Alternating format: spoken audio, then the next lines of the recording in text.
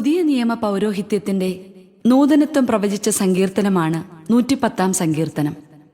രാജാവിന്റെ സ്ഥാനാരോഹണ ചടങ്ങിൽ ആലപിക്കപ്പെട്ടിരുന്ന ഈ സങ്കീർത്തനം പ്രാർത്ഥനാപൂർവം നമുക്ക് ആലപിക്കാം.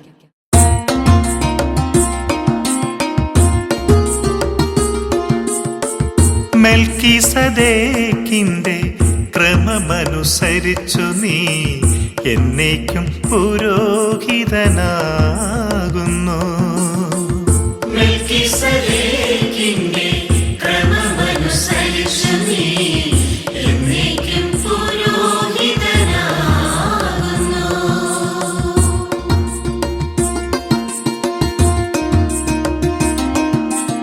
കർത്താവ് എന്റെ കർത്താവിനോട് അരുളി ചെയ്തു, ഞാൻ നിന്റെ ശത്രുക്കളെ നിന്റെ പാദപീഠമാക്കുവോളം നീ എൻ്റെ വലതുഭാഗത്തിരിക്കുക. മെൽക്കീസദേക്കിന്റെ ക്രമമനുസരിച്ചു നീ എന്നേക്കും പുരോഹിതനാകുന്നു.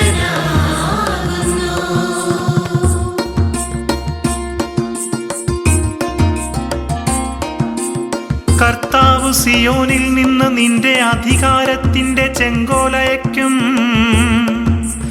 ശത്രുക്കളുടെ മധ്യത്തിൽ നീ വാഴുക. മെൽക്കീസദേക്കിന്റെ ക്രമമനുസരിച്ചു നീ എന്നേക്കും പുരോഹിതനാകുന്നു.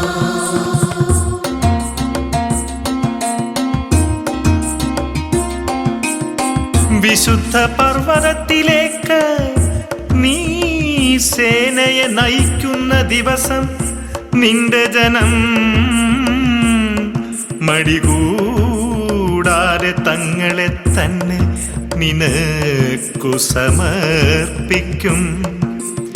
ഉഷസിന്റെ ഉദരത്തിൽ നിന്ന് മഞ്ഞെന്ന പോലെ യുവാക്കൾ നിന്റെ അടുക്കലേക്ക് വരും. മെൽക്കീസദേക്കിന്റെ ക്രമമനുസരിച്ചു നീ എന്നേക്കും പുരോഹിതനാകുന്നു.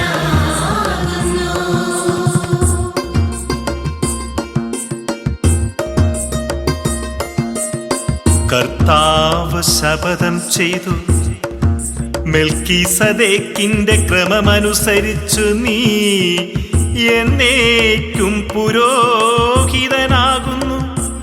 അതിനു മാറ്റമുണ്ടാവുകയില്ല. കർത്താവ് നിന്റെ വലതുവശത്തുണ്ട്. തന്റെ ക്രോധത്തിന്റെ ദിനത്തിൽ അവിടുന്ന് രാജാക്കന്മാരെ തകർത്തു കളയും. മെൽക്കീസദേക്കിന്റെ ക്രമമനുസരിച്ചു നീ എന്നേക്കും പുരോഹിതനാകുന്നു.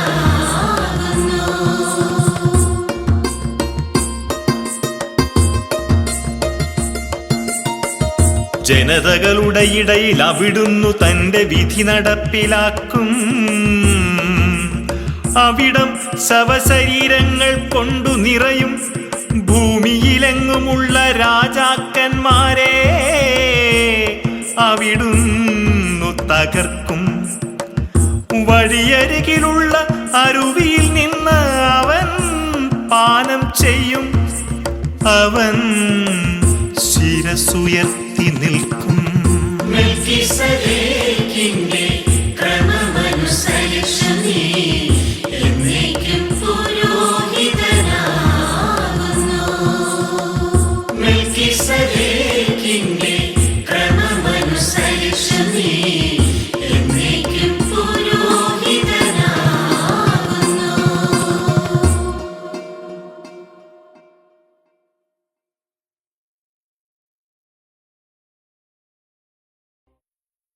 അധ്യായം 10. ആഹാബിന് സമരിയായിൽ 70 പുത്രന്മാരുണ്ടായിരുന്നു. യേഹു നഗരാധിപന്മാർക്കും ശ്രേഷ്ഠന്മാർക്കും ആഹാബിന്റെ പുത്രന്മാരുടെ രക്ഷിതാക്കൾക്കും സമരിയായിലേക്ക് കത്തുകൾ അയച്ചു. നിങ്ങളുടെ യജമാനന്റെ പുത്രന്മാർ നിങ്ങളുടെ കൂടെ ഉണ്ടല്ലോ. തേരുകളും കുതിരകളും സുരക്ഷിത നഗരങ്ങളും ആയുധങ്ങളും നിങ്ങൾക്കുണ്ടല്ലോ. ഈ കത്ത് കിട്ടുമ്പോൾ നിങ്ങളുടെ യജമാനന്റെ ഏറ്റവും ഉത്തമനായ പുത്രനെ അവന്റെ പിതാവിന്റെ സിംഹാസനത്തിൽ അവരോധിച്ച് യജമാനന്റെ ഭവനത്തിനു വേണ്ടി നിങ്ങൾ പോരാടുവിൻ. ഭയവിഹുലരായ അവർ പറഞ്ഞു, 2 രാജാക്കന്മാർക്ക് അവനെ എതിർത്തു നിൽക്കാൻ സാധിച്ചില്ല. പിന്നെ നമുക്കെങ്ങനെ കഴിയും? അങ്ങനെ കൊട്ടാര വിചാരിപ്പുകാരനും നഗരാധിപനും ശ്രേഷ്ഠന്മാരോടും രക്ഷിതാക്കളോടും ചേർന്ന് യേഹൂവിന് ഒരു സന്ദേശമയച്ചു. ഞങ്ങൾ അങ്ങയുടെ ദാസന്മാരാണ്. അങ്ങയുടെ അഭീഷ്ടമനുസരിച്ച് ഞങ്ങൾ പ്രവർത്തിക്കാം. ഞങ്ങൾ ആരെയും രാജാവായി വാഴിക്കുകയില്ല. അങ്ങേക്ക് യുക്തമെന്ന് തോന്നുന്നത് ചെയ്യുക. അപ്പോൾ അവൻ വീണ്ടും അവർക്ക് കത്തെഴുതി, നിങ്ങൾ എൻ്റെ പക്ഷം ചേർന്ന് എന്നെ അനുസരിക്കാൻ തയ്യാറാണെങ്കിൽ നിങ്ങളുടെ യജമാനപുത്രന്മാരുടെ ശിരസ്സുകളുമായി നാളെ ഈ നേരത്ത് ജസ്രയേലിൽ എൻ്റെ അടുക്കൽ വരുവിൻ. രാജപുത്രന്മാർ 70 പേരും രക്ഷാകർത്താക്കളായ നഗരപ്രമാണികളോട് കൂടെയായിരുന്നു. കത്ത് കിട്ടിയപ്പോൾ അവർ രാജാവിന്റെ 70 പുത്രന്മാരെയും വധിച്ച് ശിരസ്സുകൾ കുട്ടകളിലാക്കി ജസ്രയേലിൽ അവന്റെ അടുത്തേക്ക് അയച്ചു. രാജപുത്രന്മാരുടെ ശിരസ്സുകൾ കൊണ്ടുവന്നിരിക്കുന്നുവെന്ന് ദൂതൻ അറിയിച്ചപ്പോൾ യേഹൂ പറഞ്ഞു, അവ 2 കൂനകളായി പ്രഭാതം വരെ പടിവാതിൽക്കൽ വെക്കുക. പ്രഭാതത്തിൽ അവൻ പുറത്തുവന്ന് ജനത്തോട് പറഞ്ഞു, നിങ്ങൾ നിർദോഷരാണ്. എൻ്റെ യജമാനെതിരെ ഗൂഢാലോചന നടത്തി അവനെ കൊന്നത് ഞാനാണ്. എന്നാൽ ഇവരെ നിഗ്രഹിച്ചതാരാണ്? ആഹാബ് ഗൃഹത്തെക്കുറിച്ച് കർത്താവ് അരുളി ചെയ്ത വചനങ്ങളിൽ ഒന്നുപോലും വ്യർത്ഥമായില്ല എന്ന് നിങ്ങൾ മനസ്സിലാക്കിക്കൊള്ളുവിൻ. കർത്താവ് തൻ്റെ ദാസൻ ഏലിയായിലൂടെ അരുളി ചെയ്തത് നിറവേറ്റിയിരിക്കുന്നു. യേഹൂ ജസ്രയേലിൽ ആഹാബ് ഗൃഹത്തിൽ ശേഷിച്ചിരുന്ന എല്ലാവരെയും അവന്റെ ഉറ്റ സ്നേഹിതരെയും പുരോഹിതന്മാരെയും പ്രമുഖ വ്യക്തികളെയും ഒന്നൊഴിയാതെ കൊന്നൊടുക്കി. യേഹൂ അവിടെ നിന്ന് പുറപ്പെട്ട് സമരിയായിലെത്തി. മാർഗമധ്യേ ആട്ടിടയന്മാരുടെ ബെത്തേക്കതിൽ എത്തിയപ്പോൾ യൂദാ രാജാവായ അഹസിയായുടെ ബന്ധുക്കളെ കണ്ടുമുട്ടി. അവൻ അവരോട് ചോദിച്ചു, നിങ്ങൾ ആരാണ്? അവർ മറുപടി പറഞ്ഞു, ഞങ്ങൾ അഹസ്യായുടെ ബന്ധുക്കളാണ്. ഞങ്ങൾ രാജ്ഞിപുത്രന്മാരെയും മറ്റു കുമാരന്മാരെയും സന്ദർശിക്കാൻ വന്നതാണ്. അവൻ പറഞ്ഞു, അവരെ ജീവനോടെ പിടിക്കുവിൻ. അവർ അവരെ പിടിച്ച് ബെത്തേക്കതിലെ കിണറ്റിൻകരയിൽ വെച്ച് വധിച്ചു. അവർ 42 പേരുണ്ടായിരുന്നു. ആരും അവശേഷിച്ചില്ല. യേഹൂ അവിടെ നിന്ന് പുറപ്പെട്ടപ്പോൾ തന്നെ സന്ദർശിക്കാൻ വരുന്ന റക്കാബിന്റെ പുത്രൻ യഹോനാദാബിനെ കണ്ടു. മംഗളം ആശംസിച്ചുകൊണ്ട് അവൻ പറഞ്ഞു, എനിക്ക് നിന്നോടുള്ളതുപോലെ നിനക്ക് എന്നോട് വിശ്വസ്തയുണ്ടോ? യഹോനാദാബ് മറുപടി പറഞ്ഞു, ഉവ്. യേഹൂ പ്രതിവചിച്ചു, അങ്ങനെയെങ്കിൽ കൈതരുക. അവൻ കൈ കൊടുത്തു. ഉടനെ യേഹൂ അവനെ തന്റെ രഥത്തിൽ കയറ്റി. അവൻ പറഞ്ഞു, എന്നോട് കൂടെ വന്ന് കർത്താവിനോടുള്ള എൻ്റെ ഭക്തിയുടെ തീവ്രത കാണുക. അങ്ങനെ അവർ യാത്ര തുടർന്നു. അവൻ സമരിയായിലെത്തിയപ്പോൾ ആഹാബിന്റെ ഭവനത്തിൽ അവശേഷിച്ചിരുന്നവരെ സംഹരിച്ചു. കർത്താവ് ഏലിയായിലൂടെ അരുളി ചെയ്തത് അങ്ങനെ നിറവേറി. യേഹൂ ജനത്തെ വിളിച്ചുകൂട്ടി അവരോട് പറഞ്ഞു, ആഹാബ് ബാലിനെ കുറച്ചേ സേവിച്ചിട്ടുള്ളൂ, എന്നാൽ യേഹൂ അവനെ അധികം സേവിക്കും. അതിനാൽ ബാലിന്റെ പ്രവാചകന്മാരെയും ആരാധകന്മാരെയും പുരോഹിതന്മാരെയും ഒന്നൊഴിയാതെ എൻ്റെ അടുക്കൽ ഒരുമിച്ച് കൂട്ടുവിൻ. ഞാൻ ബാലിനൊരു വലിയ ബലിയർപ്പിക്കും. വരാത്തവൻ വധിക്കപ്പെടും.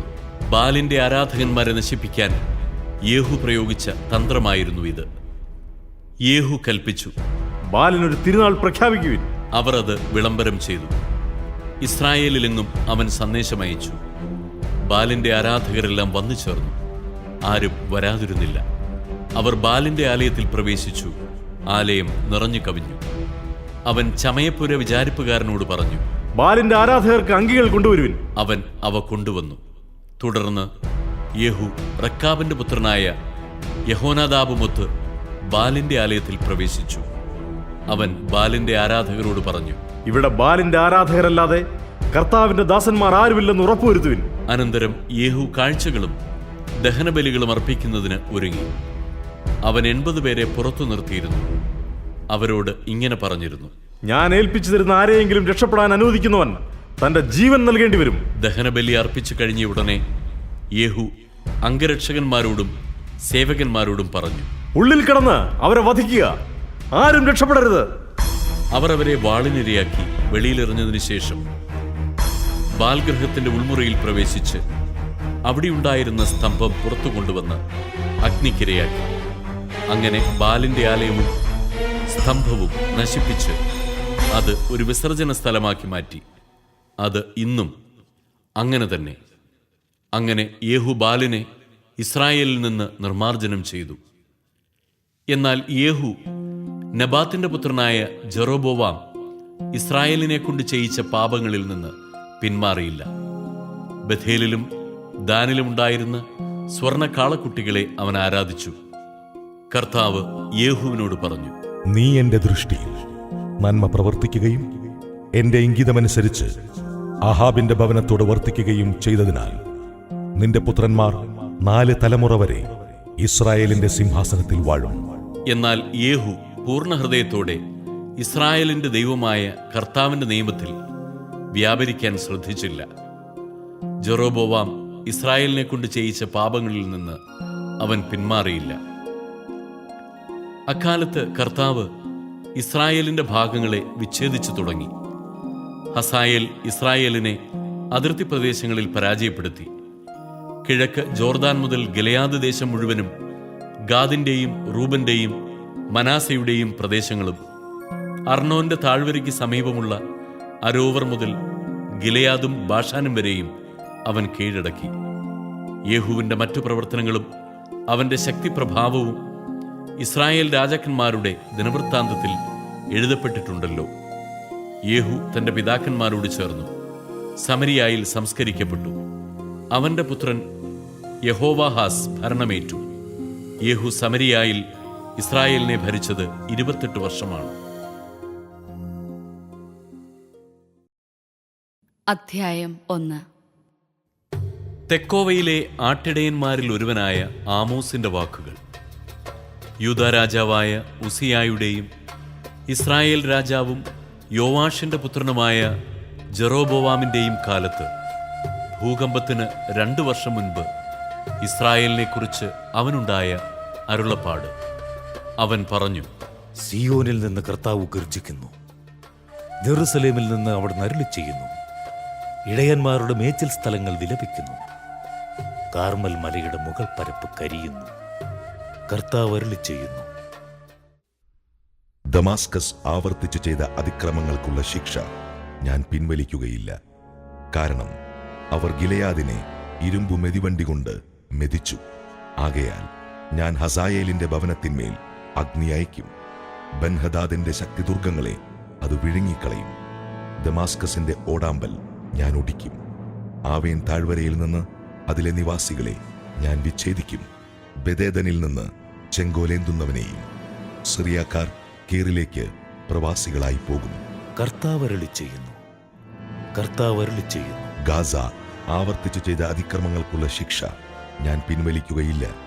കാരണം ഏദോമിന് വിട്ടുകൊടുക്കാൻ വേണ്ടി ഒരു ജനത്തെ മുഴുവൻ അവർ തടവുകാരായി കൊണ്ടുപോയി.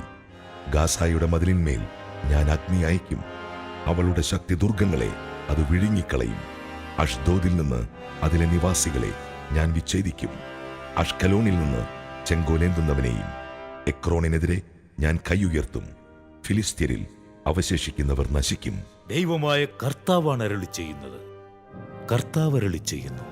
ടൈർ ആവർത്തിച്ച് ചെയ്ത അതിക്രമങ്ങൾക്കുള്ള ശിക്ഷ ഞാൻ പിൻവലിക്കുകയില്ല. കാരണം അവർ ഒരു ജനത്തെ മുഴുവൻ ഏദോമിന് ഏൽപ്പിച്ചു കൊടുത്തു. സാഹോദര്യത്തിന്റെ ഉടമ്പടി അവർ വിസ്മരിച്ചു. ആകയാൽ ഞാൻ ടൈറിന്റെ മതിലിന്മേൽ അഗ്നി അയക്കും. അവളുടെ ശക്തി ദുർഗങ്ങളെ അത് വിഴുങ്ങിക്കളയും. കർത്താവ് അരുളി ചെയ്യുന്നു. ഏദോം ആവർത്തിച്ച് ചെയ്ത അതിക്രമങ്ങൾക്കുള്ള ശിക്ഷ ഞാൻ പിൻവലിക്കുകയില്ല. കാരണം അവൻ സ്വസഹോദരനെ വാളുമേന്തി അനുധാവനം ചെയ്തു. തെല്ലും കരുണ കാണിച്ചില്ല. അവന്റെ കോപം കെടാതെ ജ്വലിച്ചു നിന്നു. ക്രോധം ആളിക്കത്തിക്കൊണ്ടിരുന്നു. തേമാനുമേൽ ഞാൻ അഗ്നി അയക്കും. ബൊസ്രായുടെ ശക്തി ദുർഗങ്ങളെ അത് വിഴുങ്ങിക്കളയും. കർത്താവ് അരുളി ചെയ്യുന്നു. അമ്മോന്യർ ആവർത്തിച്ച് ചെയ്ത അതിക്രമങ്ങൾക്കുള്ള ശിക്ഷ ഞാൻ പിൻവലിക്കുകയില്ല. കാരണം അവർ അതിർത്തി വിസ്തൃതമാക്കാൻ ഗിലെയാദിൽ വന്ന ഗർഭിണികളുടെ ഉദരം പിളർന്നു. ആകയാൽ ഞാൻ റബ്ബായുടെ മതിലിന്മേൽ അഗ്നി അയക്കും. അവളുടെ ശക്തി ദുർഗങ്ങളെ അത് വിഴുങ്ങിക്കളയും. യുദ്ധദിനത്തിൽ അട്ടഹാസവും ചുഴലിക്കാറ്റിന്റെ ദിനത്തിൽ കൊടുങ്കാറ്റും അതിനകമ്പടി സേവിക്കും. അവരുടെ രാജാവ് നാടുകടത്തപ്പെടും. അവനും പ്രഭുക്കന്മാരും ഒരുമിച്ചു തന്നെ. കർത്താവാണ് അരുളി ചെയ്യുന്നത്. അധ്യായം 2. കർത്താവ് അരുളി ചെയ്യുന്നു. മൊവാബ് ആവർത്തിച്ച് ചെയ്ത അതിക്രമങ്ങൾക്കുള്ള ശിക്ഷ ഞാൻ പിൻവലിക്കുകയില്ല. കാരണം അവൻ ഏദോം രാജാവിന്റെ അസ്ഥികൾ കത്തിച്ച് ചാമ്പലാക്കി. മൊവാബിന്റെ മേൽ ഞാൻ അഗ്നി അയക്കും. കെറിയോത്തിന്റെ ശക്തി ദുർഗങ്ങളെ അത് വിഴുങ്ങും. ആർപ്പുവിളികളുടെയും അട്ടഹാസങ്ങളുടെയും കാഹളധ്വനികളുടെയും ഇടയിൽ മൊവാബ് നശിച്ചു പോകും.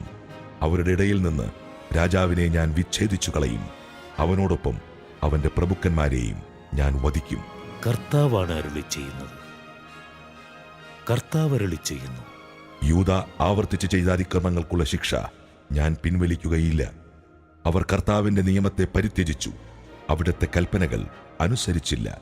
അവരുടെ പൂർവികന്മാർ പിൻചെന്ന വ്യാജദേവന്മാർ അവരെ വഴിതെറ്റിച്ചു. യൂദായ്ക്കുമേൽ ഞാൻ അഗ്നി അയക്കും. ജെറുസലേമിന്റെ ശക്തി ദുർഗങ്ങളെ അത് വിഴുങ്ങും. കർത്താവ് അരുളി ചെയ്യുന്നു. ഇസ്രായേൽ ആവർത്തിച്ച് ചെയ്ത അതിക്രമങ്ങൾക്കുള്ള ശിക്ഷ ഞാൻ പിൻവലിക്കുകയില്ല. അവർ നീതിമാന്മാരെ വെള്ളിക്ക് വിൽക്കുന്നു, ഒരു ജോഡി ചെരുപ്പിന് സാധുക്കളെയും. പാവപ്പെട്ടവരുടെ തല അവർ പൂഴിയിൽ ചവിട്ടി മെതിക്കുന്നു. ദരിദ്രരെ വഴിയിൽ നിന്ന് തള്ളിമാറ്റുന്നു. അപ്പനും മകനും ഒരേ യുവതിയെ പ്രാപിക്കുന്നു. അങ്ങനെ അവർ എന്റെ വിശുദ്ധനാമത്തിന് കളങ്കം വരുത്തുന്നു. പണയം കിട്ടിയ വസ്ത്രം വിരിച്ച് ഓരോ ബലിപീഠത്തിനുമരികിൽ അവർ ശയിക്കുന്നു. പിഴയായി ഈടാക്കിയ മദ്യം അവർ തങ്ങളുടെ ദേവന്റെ ആലയത്തിൽ വെച്ച് പാനം ചെയ്യുന്നു. ദേവദാരു പോലെ ഉയരവും കരുവേലകം പോലെ കരുത്തുമുണ്ടായിരുന്ന അമോര്യരെ ഞാൻ അവരുടെ മുൻപിൽ വെച്ച് തകർത്തു. മുകളിൽ അവരുടെ ഫലവും താഴെ അവരുടെ വേരുകളും ഞാൻ നശിപ്പിച്ചു. ഈജിപ്ത് ദേശത്തു നിന്ന് നിങ്ങളെ മോചിപ്പിച്ച് മരുഭൂമിയിലൂടെ 40 വർഷം നയിച്ച് അമോര്യരുടെ ഭൂമി ഞാൻ നിങ്ങൾക്ക് സ്വന്തമായി നൽകി. നിങ്ങളുടെ മക്കളിൽ ചിലരെ പ്രവാചകന്മാരായും നിങ്ങളുടെ യുവാക്കന്മാരിൽ ചിലരെ നാസിർ വ്രതക്കാരായും ഞാൻ ഉയർത്തി. ഇസ്രായേൽ ജനമേ, ഇത് വാസ്തവമല്ലേ? കർത്താവാണ് അരുളി ചെയ്യുന്നത്. എന്നാൽ നാസിർ വ്രതക്കാരെ നിങ്ങൾ വീഞ്ഞു കുടിപ്പിച്ചു. പ്രവാചകന്മാരോട് പ്രവചിക്കരുതെന്ന് കൽപ്പിച്ചു. കറ്റകൾ നിറഞ്ഞ വണ്ടി കീഴോട്ടമരുന്നതുപോലെ ഞാൻ നിങ്ങളെ മണ്ണിനോട് ചേർത്ത് ഞെരിക്കും. ഓടുന്നവനെ അവന്റെ ശീഘ്രത രക്ഷിക്കുകയില്ല. ശക്തന്മാരുടെ ശക്തി നിലനിൽക്കുകയില്ല. കരുത്തന് ജീവൻ രക്ഷിക്കാനാവില്ല. വില്ലാളികൾ ചെറുത്ത് നിൽക്കുകയില്ല. ശീഘ്രഗാമികൾ ഓടി രക്ഷപ്പെടുകയില്ല. അശ്വാരൂഢന് ജീവൻ രക്ഷിക്കാനാവില്ല. കരുത്തരിൽ ചങ്കുറ്റമുള്ളവർ പോലും അന്ന് നഗ്നരായി പലായനം ചെയ്യും. കർത്താവാണ് അരുളി ചെയ്യുന്നത്. അധ്യായം 3. ഇസ്രയേൽ ജനമേ, ഈജിപ്തിൽ നിന്ന് കർത്താവ് മോചിപ്പിച്ച ഇസ്രയേൽ ഭവനം മുഴുവനുമെതിരെ അവിടുന്ന് അരുളി ചെയ്യുന്ന വചനം ശ്രവിക്കുവിൻ. ഭൂമിയിലുള്ള സകല ജനതകളിലും വെച്ച് നിങ്ങളെ മാത്രമാണ് ഞാൻ സ്വന്തമായി ഗണിച്ചത്. അതിനാൽ നിങ്ങളുടെ എല്ലാ പാപങ്ങൾക്കും ഞാൻ നിങ്ങളെ ശിക്ഷിക്കും. ആലോചിച്ചുറയ്ക്കാതെ 2 പേർ ഒരുമിച്ച് യാത്ര തിരിക്കുമോ? ഇരയെ കാണാതെ വനത്തിൽ സിംഹം ഗർജിക്കുമോ? എന്തിനെയെങ്കിലും പിടിയിൽ ഒതുക്കാതെ സിംഹക്കുട്ടി ഗുഹയിൽ നിന്ന് അലറുമോ? കെണി ഒരുക്കാതെ പക്ഷി കെണിയിൽപ്പെടുമോ? ഒന്നും കുടുങ്ങാതെ കെണി വീഴുമോ? പട്ടണത്തിൽ കാഹളധ്വനി കേട്ടാൽ ജനങ്ങൾ ഭയപ്പെടാതിരിക്കുമോ? കർത്താവ് അയക്കാതെ പട്ടണത്തിൽ അനർത്ഥമുണ്ടാകുമോ? ദൈവമായ കർത്താവ് തന്റെ ദാസരായ പ്രവാചകന്മാർക്ക് തന്റെ രഹസ്യങ്ങൾ വെളിപ്പെടുത്താതെ ഒന്നും ചെയ്യുന്നില്ല. സിംഹം ഗർജിച്ചു, ആരാണ് ഭയപ്പെടാതിരിക്കുക? ദൈവമായ കർത്താവ് സംസാരിച്ചു, ആർക്ക് പ്രവചിക്കാതിരിക്കാൻ കഴിയും? അസീറിയയിലെയും ഈജിപ്തിലെയും ശക്തിദുർഗങ്ങളിൽ പ്രഖ്യാപിക്കുക. സമരിയായിലെ മലമുകളിൽ ഒരുമിച്ച് കൂടുവിൻ. അവളിലെ കലഹങ്ങളും മർദ്ദനങ്ങളും കാണുവിൻ. കർത്താവ് അരുളി ചെയ്യുന്നു. അക്രമവും കവർച്ചയും കൊണ്ട് തങ്ങളുടെ കോട്ടകൾ നിറയ്ക്കുന്നവർക്ക് നീതി പ്രവർത്തിക്കാൻ അറിയുകയില്ല. അതിനാൽ ദൈവമായ കർത്താവ് അരുളി ചെയ്യുന്നു. ശത്രു നിങ്ങളുടെ ദേശം വളയും. നിങ്ങളുടെ പ്രതിരോധങ്ങൾ തകർത്ത് കോട്ടകൾ കൊള്ളയടിക്കും. കർത്താവ് അരുളി ചെയ്യുന്നു. സിംഹത്തിന്റെ വായിൽ നിന്ന് ഇടയൻ ആടിന്റെ 2 കാലോ ചെവിയിടാറ്റമോ വീണ്ടെടുക്കുന്നത് പോലെ സമരിയായിൽ പാർക്കുന്ന ഇസ്രായേൽ ജനം കട്ടിലിന്റെ ഒരു മൂലയും കിടക്കയുടെ ഒരറ്റവും കൊണ്ട് രക്ഷപ്പെടും. ദൈവമായ കർത്താവ് സൈന്യങ്ങളുടെ ദൈവം അരുളി ചെയ്യുന്നു. നിങ്ങൾ കേട്ട് യാക്കോബിന്റെ ഭവനത്തിനെതിരെ സാക്ഷ്യപ്പെടുത്തുവിൻ. ഇസ്രായേലിനെ അവന്റെ അതിക്രമങ്ങൾക്ക് ഞാൻ ശിക്ഷിക്കുമ്പോൾ ബഥേലിലെ ബലിപീഠങ്ങൾ ഞാൻ തകർത്ത് കളയും. ബലിപീഠങ്ങളുടെ വളർക്കവും ഞാൻ ഛേദിക്കും. അവ നിലം പതിക്കും. അവന്റെ ഹേമന്ത വസതികളും ഗ്രീഷ്മഭവനങ്ങളും ഞാൻ നശിപ്പിക്കും. ദന്തനിർമ്മിതമായ ഭവനങ്ങൾ തകർന്നു പോകും, മഹാസൗധങ്ങൾ നാമാവശേഷമാകും. കർത്താവാണ് അരുളി ചെയ്യുന്നത്.